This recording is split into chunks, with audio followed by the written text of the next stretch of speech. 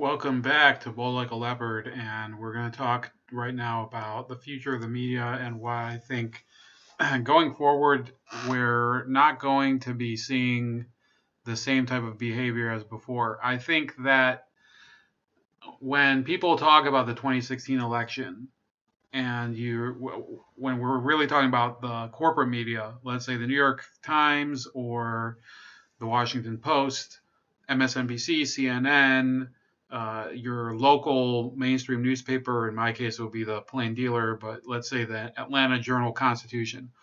They all, in their minds, they know the truth. They know that the gig is up, that their model of media governance, of the way that you have a paper of record, or you have, the newscaster as being the authority on the topic, those days are long gone. It's in some ways it's better because you have more variety. In fact, today I was listening. I couldn't watch it because I was at work. I was listening to Crosstalk on RT, and even though I disagree with some of the propositions of a number of the people on the show, I think RT does a fantastic job. Even some of the times that they do their worst work, it's better than the best work on CNN. And I'm not even joking. I think that Russia Today, they add a good dose of competition to the market, and not enough people watch it. That doesn't mean I agree with RT's point of view or their news slant or their goals, which, they would say that their goals are to present the truth, and I would say their goals are to present an agenda, just like any other news organization. They present news in English from a pro-Russian agenda, and there's nothing wrong with that. You just have to kind of filter through and figure out what you should believe and what you should be skeptical about. So I was given the news earlier by a different writer for the King David's Journal, and I will, I'll link that news story too. But I wanted to get it from this. This is the Union, the News Guild of New York, Local 31003. And they say, management of the Forward, a long-standing union publication, has announced that in addition to ceasing its 121-year-old print edition, they will lay off 40% of editorial employees to become a more digitally focused publication. This is simply an excuse to justify these layoffs. Our members have already been serving as a digital team, ensuring that the beloved brand remains relevant regardless of the platform, and they have been instrumental in creating a robust digital presence for the organization. Management's excuses aren't adding up. We are demanding transparency. Sorry. That was a pretty transparent cough, including evidence of reported financial losses and the strategy that will complete its evolution. Guild members will continue to hold management accountable as we fight for the future of the Forward.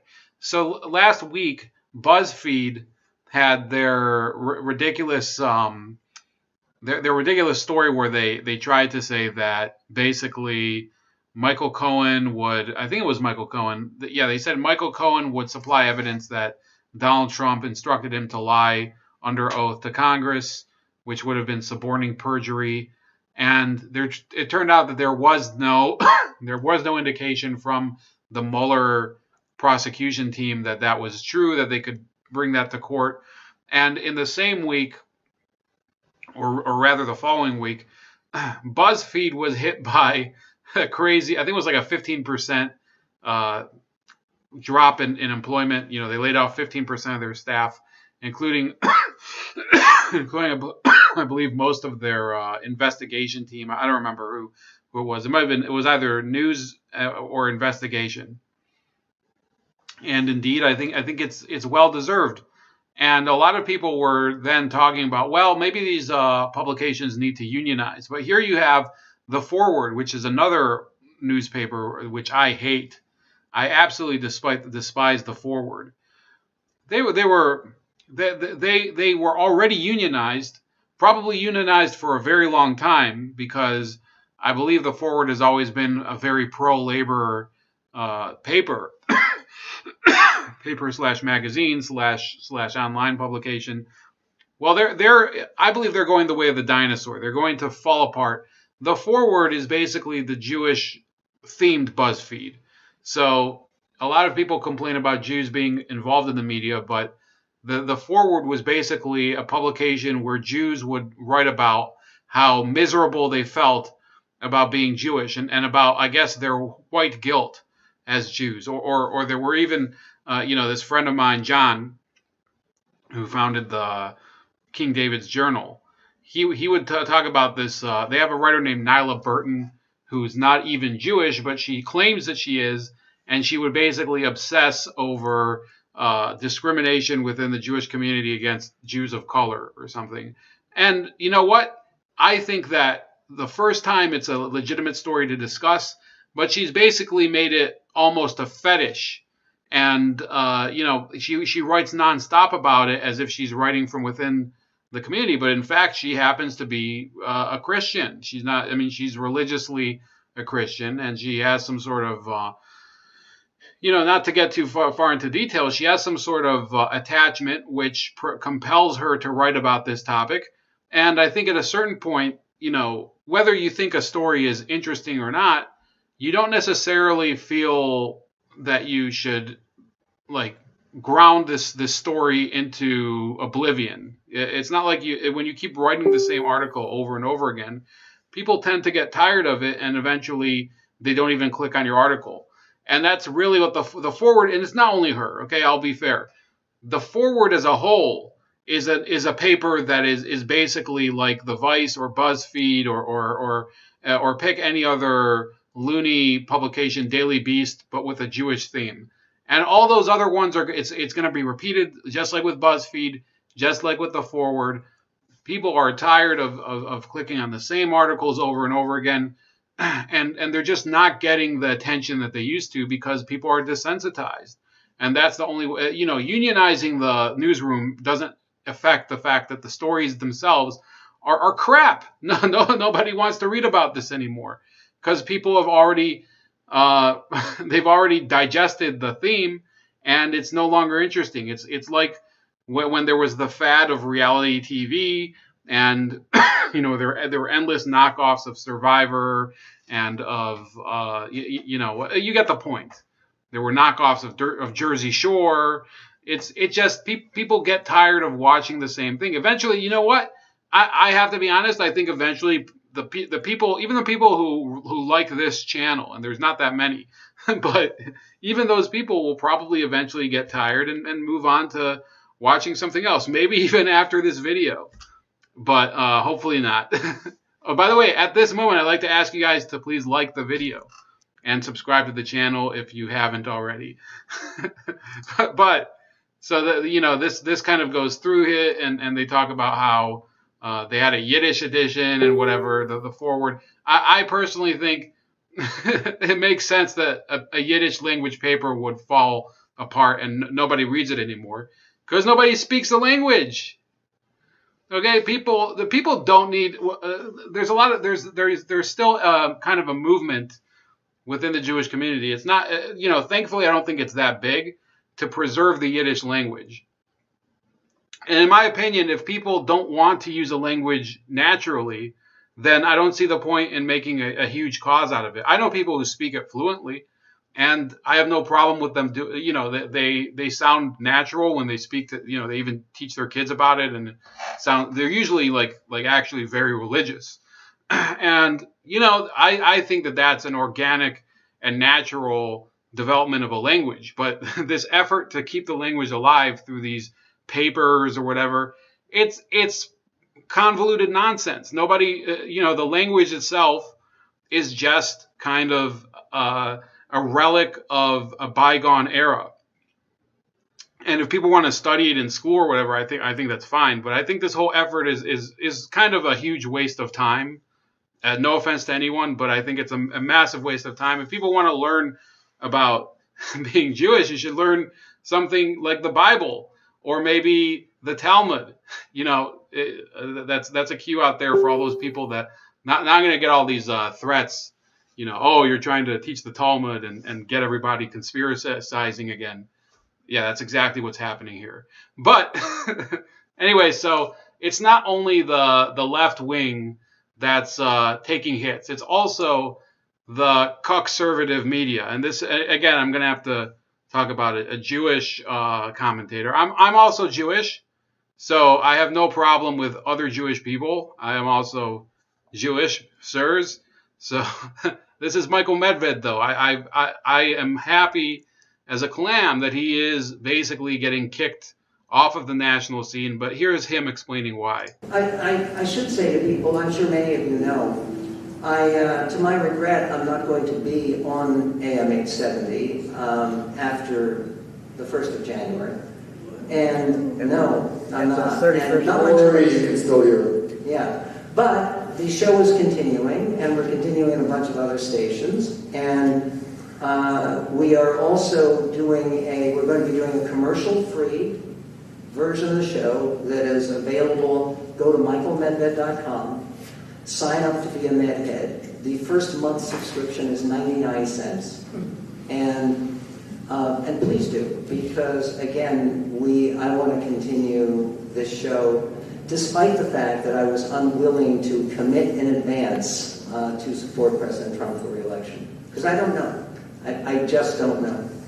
So I think this is his claim. He claims that Salem Radio would not have him continue to have his nationally syndicated show unless he endorses Donald Trump. And I didn't know that until today.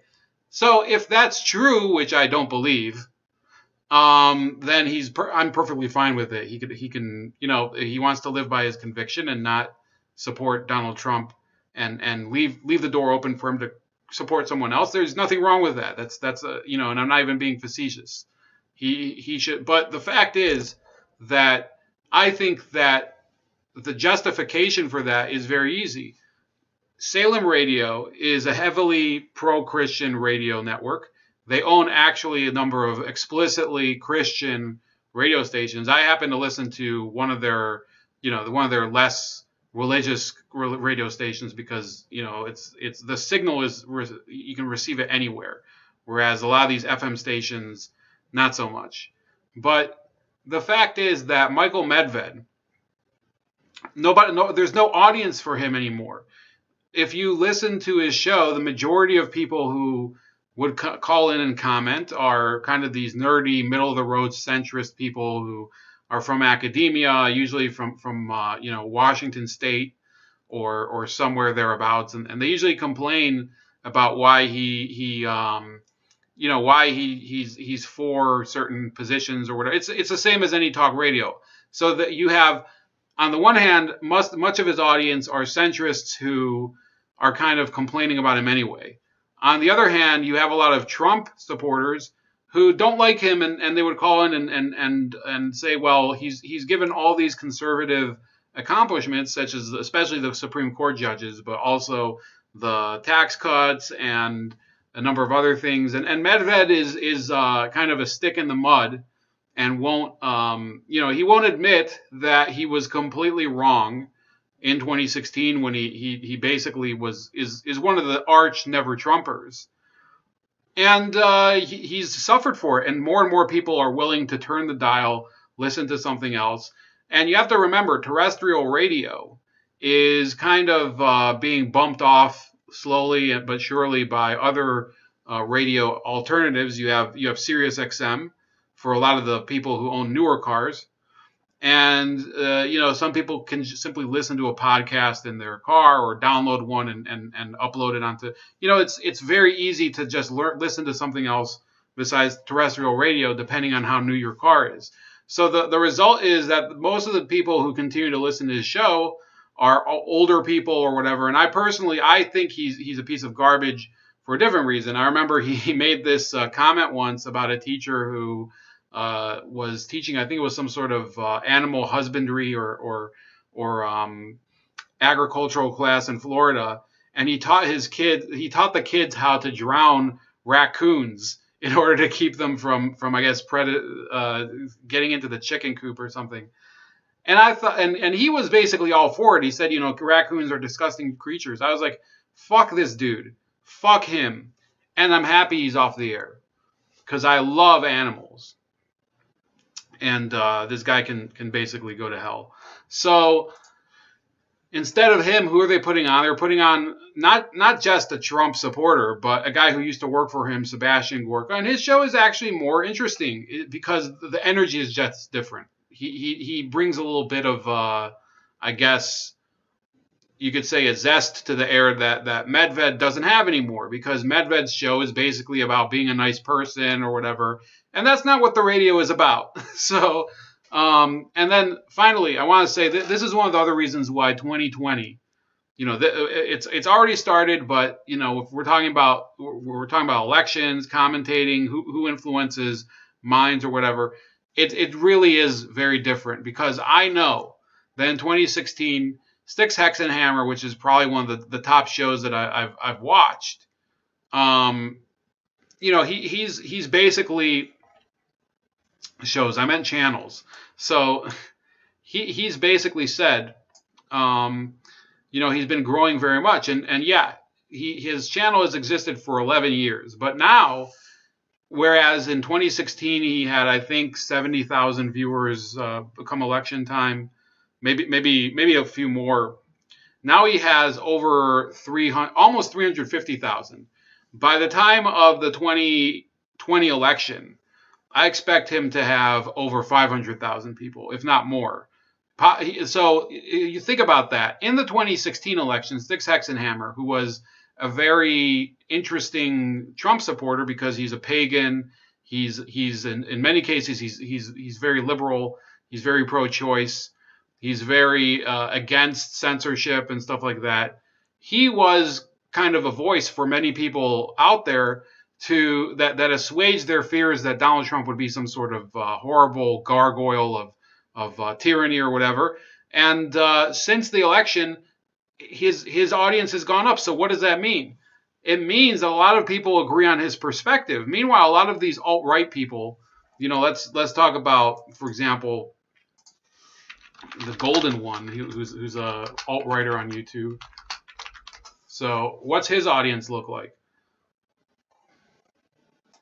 So, he has 91,000 subscribers, but in reality, so that's not bad. The Golden One, I think, is from somewhere like Norway or something. He's like this bodybuilder, alt-right, like hardcore.